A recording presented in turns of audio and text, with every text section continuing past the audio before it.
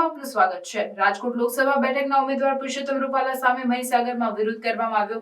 જિલ્લા મથક લુણાવાડા ખાતે ભાજપ 122 લુણાવાડા વિધાનસભાના કાર્યાલયના ઉદ્ઘાટન સમયે ક્ષત્રિય સમાજ દ્વારા સૂત્રોચ્ચાર કરી વિરોધ કરવામાં આવ્યો હતો।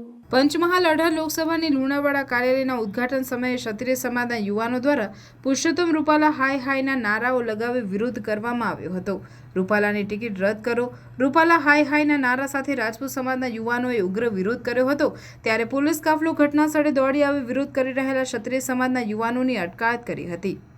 ક્ષત્રિય સમાજના જસપાલસિંહ સોલંકીએ જણાવ્યું હતું કે પંચમહાલ 18 લોકસભાની જ્યારે મહીસાગર જિલ્લાની લુણાવાડા ખાતે ઓફિસનું ઉદ્ઘાટન કર્યું એ રીતે ગુજરાતમાં અત્યારે ચાલી રહ્યું છે કે 23 માર્ચના દિવસે રૂપાલા દ્વારા અમારી મા બેન દીકરીઓ વિશે અયોગ્ય શબ્દો બોલવામાં આવ્યા છે। તેને લઈને સમગ્ર ગુજરાતની અંદર અત્યાર સુધીનો રૂપાલાનો વિરોધ હતો, જે બીજેપી સરકારે તેની નોંધ લીધી નથી અને રૂપાલાની ટિકિટ રદ કરી નથી।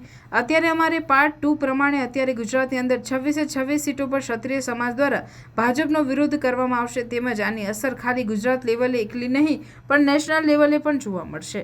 ક્ષત્રિય સમાજ અત્યારે એક થઈને દરેક જગ્યાએ જિલ્લા તાલુકા ભાજપનો વિરોધ કરી ભાજપની વિરુદ્ધ તેનું મેક્સિમમ જેટલું શક્ય બને એટલું વોટિંગ અર્થ પાર્ટી જે મજબૂત હશે અને સપોર્ટ કરશે।